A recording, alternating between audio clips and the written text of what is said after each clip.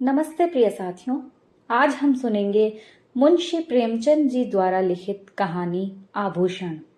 इस कहानी में हमें ये देखने को मिलेगा कि एक पत्नी के जीवन में उसके पति का प्यार अधिक महत्वपूर्ण है या फिर पैसा, अथवा एक पति के जीवन में उसकी पत्नी की सुंदरता अधिक महत्व रखती है या फिर उसके गुण।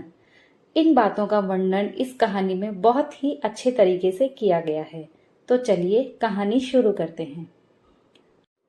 आभूषणों की निंदा करना हमारा उद्देश्य नहीं है।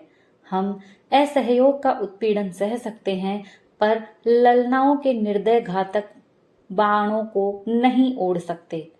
तो भी इतना अवश्य कहेंगे कि इस तृष्णा की पूर्ति के लिए जितना त्याग किया जाता है, उसका सदुपयोग करने से महान पद प्राप्त हो सकता है। यद्यपि हमने किसी रूपहीन महिला को आभूषणों की सजावट से रूपवती होते नहीं देखा, तब भी हम ये मान लेते हैं कि रूप के लिए आभूषणों की उतनी ही जरूरत है जितनी घर के लिए दीपक की।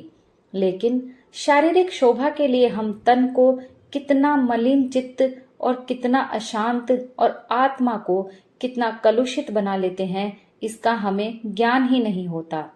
इस आभूषणों की दीपक की ज्योति में आंखें धुंधली हो जाती हैं। ये चमक दमक कितनी ईर्ष्या, कितने द्वेष और कितनी प्रतिस्पर्धा और कितनी दुराशा का कारण है, इसकी केवल कल्पना से ही रोंगटे खड़े हो जाते हैं। इन्हें भूषण नहीं, दूषण कहना अधिक उपयुक्त है। नहीं तो ये कब हो सकता था कि कोई नई नवेली दुल्हन पति के घर आने के तीसरे दिन अपने पति से कहती कि मेरे पिता ने तुम्हारे पल्ले बांधकर मुझे तो कुएं में ढकेल दिया। शीतला आज अपने गांव के तालुकेदार कुंवर सुरेश सिंह की नवविवाहिता वधू को देखने गई थी।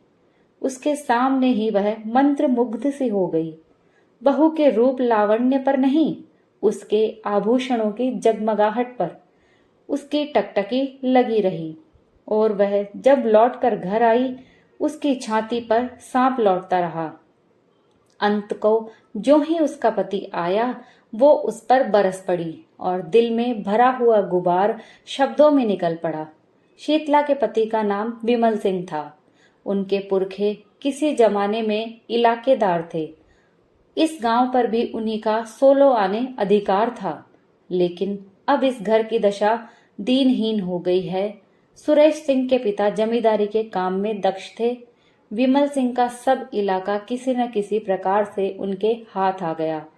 विमल के पास सवारी का टट्टू भी न रहा। उसे दिन में 2 बार भोजन भी मुश्किल से मिलता था। उधर सुरेश के पास हाथी, मोटर और कई घोड़े थे। 10-5 बाहर के आदमी नित्य द्वार पर पड़े रहते थे। पर इतनी विषमता होने पर भी दोनों में भाईचारा निभाया जाता था। शादी ब्याह में, मुंडन छेदन में परस्पर आना जाना होता रहता था। सुरेश विद्या प्रेमी थे। हिंदुस्तान में ऊंची शिक्षा समाप्त करके वह यूरोप चले गए और सब लोगों की शंकाओं के विपरीत वहां से आर्य सभ्यता के परम भक्त बनकर लौटे। वहां के जड़वाद, कृत्रिम भोग लिप्सा और अमानुषिक मंदाधता ने उनकी आंखें खोल दी थी। पहले वो घर वालों के बहुत जोर देने पर भी विवाह करने को राजी नहीं हुए। लड़की से पहले परिचय हुए बिना शादी नहीं कर सकते थे। लेकिन यूरोप से लौटने पर उनके वैवाहिक विचारों में बहुत बड़ा परिवर्तन हो गया। उन्होंने उसी पहले की कन्या से बिना उसके आचार विचार जाने हुए विवाह कर लिया।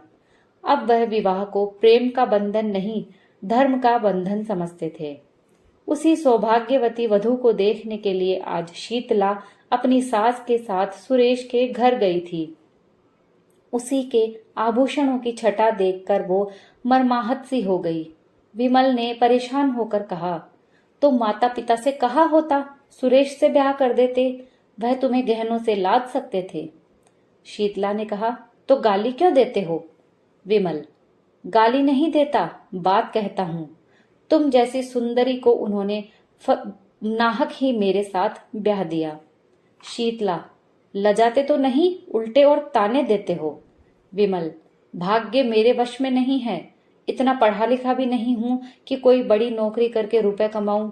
शीतला, ये क्यों नहीं कहते कि प्रेम ही नहीं है? प्रेम हो तो कंचन बरसने लगे। विमल, तुम्हें गहनों से बहुत प्रेम है। शीतला, सभी को होता है, मुझे भी है। विमल, अपने को अभागिनी समझती हो? शीतला, हूं ही, समझना कैसा, नहीं तो क्या दूसरे को देखकर तरसना पड़ता? विमल, गहने बनवा दूं तो अपने को भाग्यवती समझने लगोगी। शीतला चिढ़कर, तुम तो इस तरह पूछ रहे हो जैसे सुनार दरवाजे पर ही बैठा है। विमल, नहीं, सच कहता हूं, बनवा दूंगा। हाँ, कुछ दिन सब्र करना पड़ेगा। समर्थ पुरुषों को बात लग जाती है तो प्राण ले लेते हैं और सामर्थ्यहीन पुरुष अपनी ही जान पर खेल जाता है। विमल सिंह ने घर से निकल जाने की ठानी। निश्चय किया, या तो इसे गहनों से ही लाद दूंगा या विधवा के शौक से, या तो आभूषण ही पहनेगी या सिंदूर के लिए भी तरसेगी। दिन भर वह चिंता में डूबा पड़ा रहा। शीतला को उसने प्रेम से संतुष्ट करना चाहा था। आज अनुभव हुआ कि नारी का हृदय प्रेम पाश से नहीं बनता, कंचन के पाश से ही बनता है।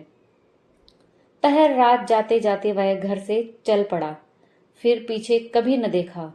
ज्ञान से जाते हुए विराग में चाहे मोह का संस्कार हो, पर नैराश्य से जागा हुआ विराग अचल होता है। विमल के पास विद्या न थी, कला कौशल भी नहीं था।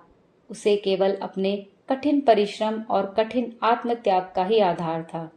वो पहले कलकत्ता गया, वहां कुछ दिन तक एक सेठ की नौकरी करता रहा। वहां जो सुन पाया कि रंगून में मजदूरी अच्छी मिलती है तो वो रंगून जा पहुंचा और बंदरगाह पर माल चढ़ाने उतारने का काम करने लगा। कुछ तो कठिन परिश्रम और कुछ खाने पीने के असंयम और कुछ जलवायु की खराबी के कारण वो बीमार हो गया। शरीर दुर्बल हो गया और मुंह की कांति जाती रही। फिर भी उससे ज्यादा मेहनती मजदूर बंदरगाह पर दूसरा नहीं था। और मजदूर थे, पर ये मजदूर तपस्वी था। मन में जो कुछ ठान लिया था उसे पूरा करना उसके जीवन का एकमात्र उद्देश्य था। उसने घर को अपना कोई समाचार नहीं भेजा। अपने मन से तर्क किया, घर में मेरा कौन हितु है, गहनों के सामने मुझे कौन पूछता है। उसकी बुद्धि ये रहस्य समझने में असमर्थ थी कि आभूषणों की लालसा रहने पर भी प्रणय संबंध का पालन किया जा सकता है।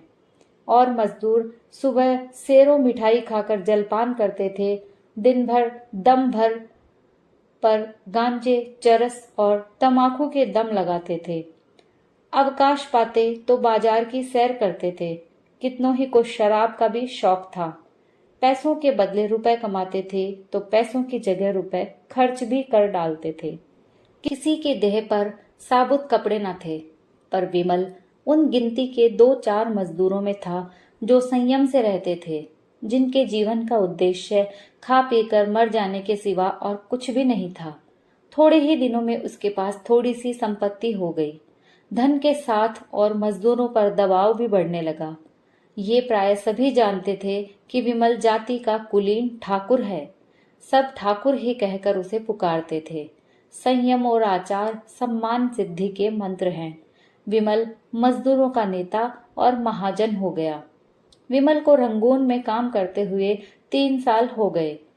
शाम हो गई थी। वो कई मजदूरों के साथ समुद्र के किनारे बैठे बातें कर रहा था। एक मजदूर ने कहा, यहाँ की सभी स्त्रियां निठुर होती हैं। बेचारा झिंगूर 10 बरस से उसी बर्मी स्त्री के साथ रहता था। कोई अपनी ब्याही जोरू से भी इतना प्रेम नहीं करता होगा। उस पर इतना विश्वास करता था कि जो कुछ कमाता उसके हाथ में रख देता था। 3 लड़के थे। अभी कल तक दोनों साथ साथ खाकर लेटे थे। ना कोई लड़ाई, ना बातचीत। रात को औरत ना जाने कहाँ चली गई, लड़कों को छोड़ गई। बेचारा झिंगूर रो रहा है। सबसे बड़ी मुश्किल तो छोटे बच्चे की है। अभी 6 महीने का ही है। कैसे जिएगा भगवान जाने। विमल सिंह ने गंभीर भाव से कहा, गहने बनवाता था कि नहीं? मजदूर ने कहा, रुपए पैसे तो औरत ही के हाथ में थे, गहने बनवाती उसका हाथ कौन पकड़ता?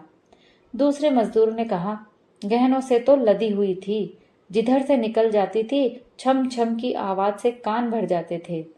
विमल, जब गहने बनवाने पर भी निठुराई की तो यही कहना पड़ेगा कि यह जाति ही बेवफा होती है। इतने में एक आदमी आकर विमल सिंह से बोला, चौधरी, अभी मुझे एक सिपाही मिला था। वो तुम्हारा नाम, गांव और बाप का नाम पूछ रहा था। कोई बाबू सुरेश सिंह है।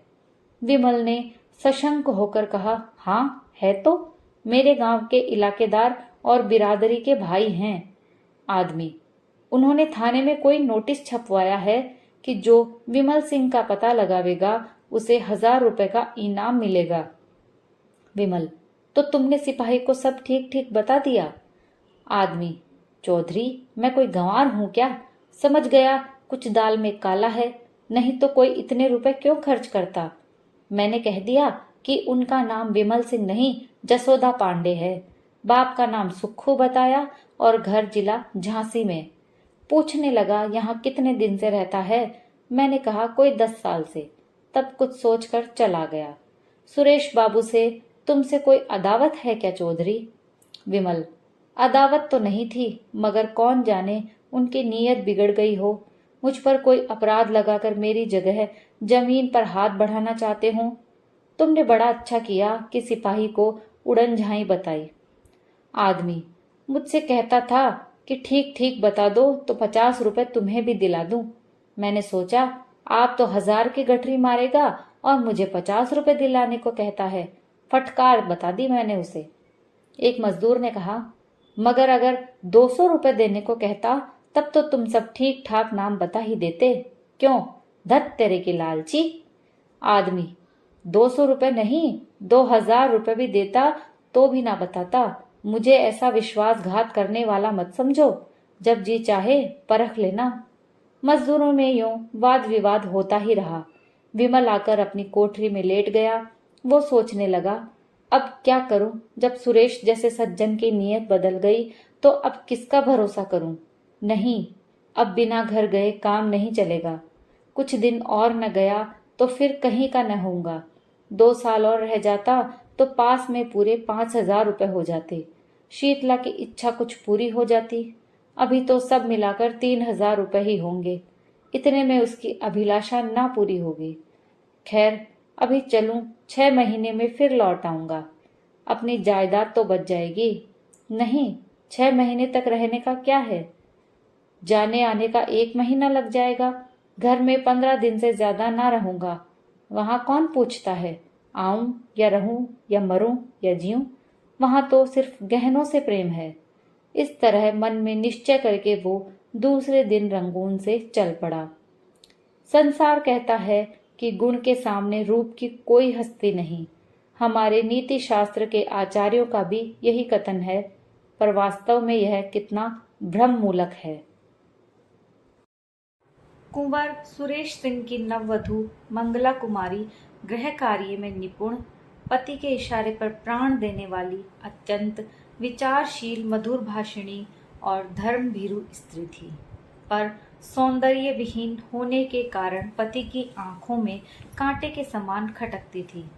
सुरेश सिंह बात बात पर उस पर झुंझलाते, पर घड़ी भर में पश्चाताप के वशीभूत होकर उससे क्षमा मांगते, किंतु दूसरे ही दिन वही कुत्सित व्यापार शुरू हो जाता। विपत्ति यह थी कि उनके आचरण अन्य रईसों की भांति भ्रष्ट न थे। वो दाम्पत्य जीवन में ही आनंद, सुख, शांति, विश्वास और सभी परमार्थिक उद्देश्य पूरा करना चाहते थे, और दाम्पत्य सुख से वंचित होकर उन्हें अपना समस्त जीवन नीरस लगता था। इसका परिणाम ये हुआ कि मंगला को अपने ऊपर विश्वास ही नहीं रहा। वो अपने मन से कोई काम करते हुए डरती कि स्वामी नाराज होंगे। स्वामी को खुश रखने के लिए अपनी भूलों को छिपाती, बहाने करती, झूठ बोलती, नौकरों को अपराध लगाकर खुद की रक्षा करना चाहती। पति को प्रसन्न रखने के लिए उसने अपने गुणों की, अपनी आत्मा की अवहेलना की, पर उठने के बजाय वो पति की नजरों से गिरती ही गई। नित्य नए श्रृंगार करती, पर लक्ष्य से दूर होती जाती। पति की एक मधुर मुस्कान के लिए, उनके अधरों से एक मीठे शब्द के लिए वो तरस कर रह जाती। वो एक ऐसी स्त्री थी जिसे पति का प्यार बहुत कम नसीब हुआ। और इस प्रयत्न में वो निष्फल होकर और भी संतप्त होती। धीरे धीरे पति पर से उसकी श्रद्धा उठने लगी। उसने तर्क किया कि ऐसे क्रूर हृदय और शून्य कल्पनाहीन मनुष्य से मैं भी उसी का सा व्यवहार करूंगी। जो पुरुष रूप का भक्त है वो प्रेम की भक्ति के योग्य नहीं है। इस प्रत्याघात ने समस्या और भी जटिल कर दी। मगर मंगला की केवल अपनी रूपहीनता का ही रोना न था। शीतला का अनुपम रूप भी उसकी कामनाओं का बाधक था, बल्कि ये उसकी आशालताओं पर पड़ने वाला तुषार था। मंगला सुंदरी न सही पर पति पर जान देती थी। जो अपने को चाहे उससे हम विमुख नहीं हो सकते। प्रेम की शक्ति अपार है, पर शीतला की मूर्ति सुरेश के हृदय द्वार पर बैठी हुई मंगला को अंदर ना जाने देती थी। चाहे वह कितना ही वेश बदल कर आवे, सुरेश इस मूर्ति को हटाने की चेष्टा करते थे। उसे बलात् निकाल देना चाहते थे, किंतु सौंदर्य का आधिपत्य धन के आधिपत्य से कम दुर्निवार नहीं होता। जिस दिन शीतला इस घर में मंगला का मुख देखने आई थी, उसी दिन सुरेश की आंखों ने उसकी मनोहर छवि की एक झलक देख ली थी। वो झलक मानो एक क्षणिक क्रिया थी, जिसने एक ही धावे में समस्त हृदय राज्य को जीत लिया, उस पर अपना आधिपत्य जमा लिया। सुरेश एकांत में बैठे हुए शीतला के चित्र को मंगला से मिलाते, ये निश्चय करने के लिए कि उनमें क्या अंतर है। एक क्यों मन को खींचती है और दूसरी क्यों उसे हटाती है। पर उसके मन का ये खिंचाव केवल एक चित्रकार या कवि का रसास्वादन मात्र था। वो पवित्र और वासनाओं से रहित था। वो मूर्ति केवल उसके मनोरंजन की सामग्री थी। वो अपने मन को बहुत समझाते, संकल्प करते कि अब मंगला को प्रसन्न रखूंगा। यदि वह सुंदर नहीं है तो उसका क्या दोष। पर उनका ये सब प्रयास मंगला के सामने जाते ही विफल हो जाता। बड़ी सूक्ष्म दृष्टि से मंगला के मन के बदलते हुए भावों को देखते, पर एक पक्षाघात पीड़ित मनुष्य की भांति घी के घड़े को लुढ़कते देखकर भी रोकने का कोई उपाय न कर सकते थे। परिणाम क्या होगा ये सोचने का उन्हें साहस ही ना होता था। पर जब मंगला ने अंत को बात बात में उनकी तीव्र आलोचना करना शुरू कर दिया और उनसे अजीब सा व्यवहार करने लगी, तो उसके प्रति उनका वो बचा खुचा प्यार भी विलुप्त हो गया और घर में आना जाना छोड़ दिया। एक दिन संध्या के समय बड़ी गर्मी थी। पंखा झलने से आग और भी दहकती थी। कोई सैर करने बगीचों में भी ना जाता था। पसीने की भांति शरीर से सारी स्फूर्ति बह गई थी। जो जहां था वहीं मुर्दा सा पड़ा था। साधारण बातचीत में भी लोग उत्तेजित हो जाते थे, जैसे साधारण संघर्षण से वन के वृक्ष जल उठते हैं। सुरेश सिंह कभी 4 कदम टहलते थे, फिर हाँफ कर बैठ जाते थे। नौकरों पर झुंझला रहे थे कि जल्द जल्द छिड़काव क्यों नहीं करते। अचानक उन्हें अंदर से गाने की आवाज सुनाई दी। चौंके और फिर क्रोध आया। मधुर गान कानों को अप्रिय जान पड़ रहा था। ये क्या बेवक्त की शहनाई है। यहाँ गर्मी के मारे दम निकल रहा है और इन सबको गाने की सूझ रही है। मंगला ने बुलाया होगा, और क्या। लोग नाहक ही कहते हैं कि स्त्रियों का जीवन का आधार प्रेम है। उनके जीवन का आधार वो भोजन, निद्रा, राग, रंग, आमोद प्रमोद है जो समस्त प्राणियों का है। घंटे भर तो सुन चुका, ये गीत कभी बंद भी होगा या नहीं। सब व्यर्थ में गला फाड़ फाड़ कर चिल्ला रही हैं। फिर रहा न गया। जनान खाने में आकर बोले, ये तुम लोगों ने क्या काम काम मचा रखी है। ये गाने बजाने का कौन सा समय है। बाहर बैठना मुश्किल हो गया। सन्नाटा छा गया, जैसे शोरगुल मचाने वाले बालकों में मास्टर पहुंच जाए। सभी ने सिर झुका लिए और सिमट गई। मंगला तुरंत उठकर सामने वाले कमरे में चली गई। पति को बुलाया और आहिस्ते से बोली, क्यों इतना बिगड़ रही हो? मैं इस वक्त गाना नहीं सुनना चाहता। तुम्हें सुनाता ही कौन है? क्या मेरे कानों पर भी तुम्हारा अधिकार है? फिजूल की बकवास। तुमसे मतलब? मैं अपने घर में ये कोलाहल नहीं मचने दूंगा। तो मेरा घर कोई दूसरा है? सुरेश सिंह इसका उत्तर ना देकर बोले, इन सब से कह दो फिर किसी दिन आए। मंगला, इसीलिए कि तुम्हें इनका आना अच्छा नहीं लगता? हाँ, इसीलिए। तुम क्या हमेशा वही करते हो जो मुझे अच्छा लगे? तुम्हारे यहाँ मित्र आते हैं, हंसी ठट्टे की आवाज अंदर सुनाई देती है। मैं कभी नहीं कहती इन लोगों का आना बंद कर दो। तुम मेरे कामों में दस्तंदाजी क्यों करते हो? सुरेश ने तेज होकर कहा, इसलिए कि मैं घर का स्वामी हूँ। मंगला, तुम बाहर के स्वामी हो, यहाँ मेरा अधिकार है। सुरेश, क्यों व्यर्थ की बकबक करती हो? मुझे चिढ़ाने से क्या मिलेगा? मंगला जरा देर चुपचाप खड़ी रही। वो पति के मनोगत भावों की मीमांसा कर रही थी। फिर बोली, अच्छी बात है। जब इस घर में मेरा कोई अधिकार नहीं तो मैं नहीं रहूंगी। अब तक भ्रम में थी, आज तुमने वो भ्रम भी मिटा दिया।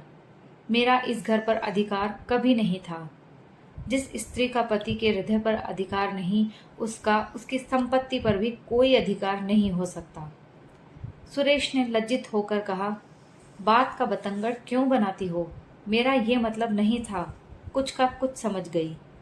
मंगला, मन की बात आदमी के मुंह से अचानक ही निकल जाती है। सावधान होकर हम अपने भावों को छिपा लेते हैं। सुरेश को अपनी असज्जनता पर दुख हुआ, पर इस भय से कि मैं इसे जितना ही मनाऊंगा उतना ही ये और जली कटी सुनाएगी, उसे वहीं छोड़कर बाहर चले आए। प्रातःकाल ठंडी हवा चल रही थी। सुरेश खुमारी में पड़े हुए स्वप्न देख रहे थे कि मंगला सामने से चली जा रही है। चौंक पड़े।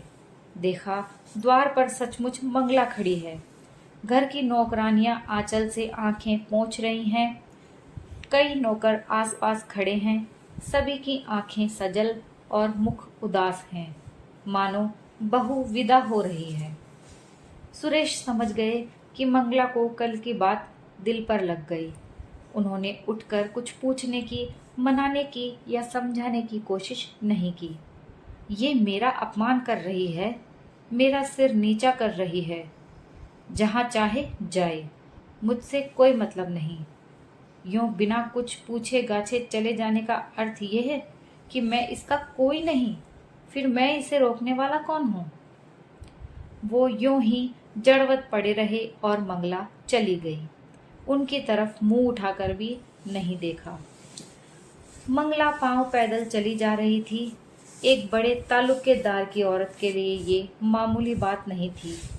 हर किसी को हिम्मत नहीं पड़ती कि उससे कुछ कहे। पुरुष उसकी राह छोड़कर किनारे खड़े हो जाते थे।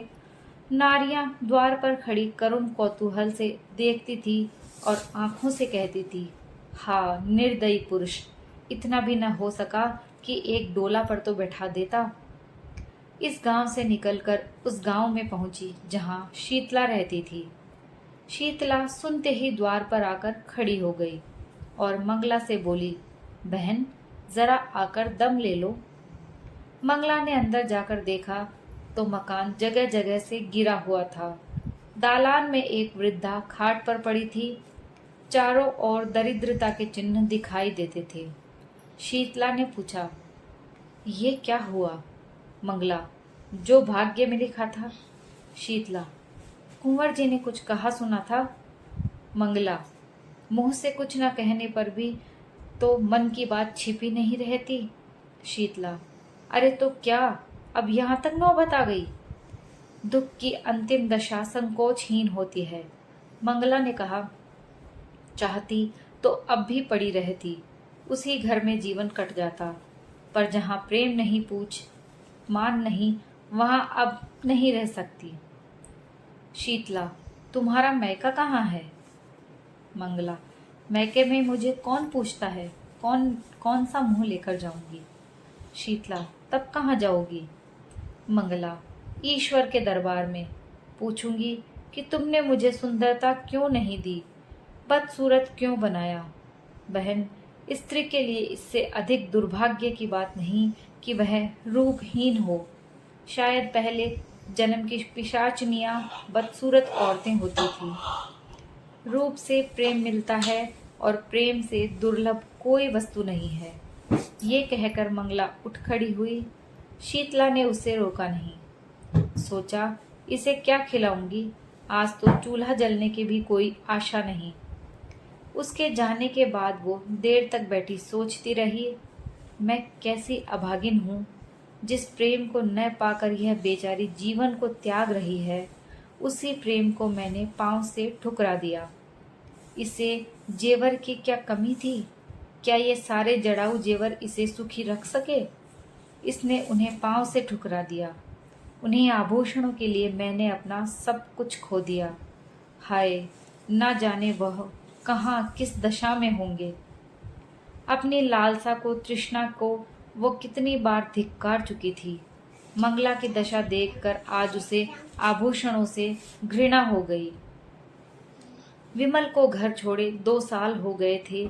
शीतला को अब उसके बारे में भांति भांति की शंकाएं होने लगी थी। आठों पहर उसके चित्त में ग्लानि और क्षोभ की आग सुलगा करती थी। देहात के छोटे मोटे जमींदारों का काम डांट डपट छीन झपट ही से चलता है। विमल की खेती बेगार में होती थी। उसके जाने के बाद सारे खेत पड़ती रह गए। कोई जोतने वाला नहीं मिला।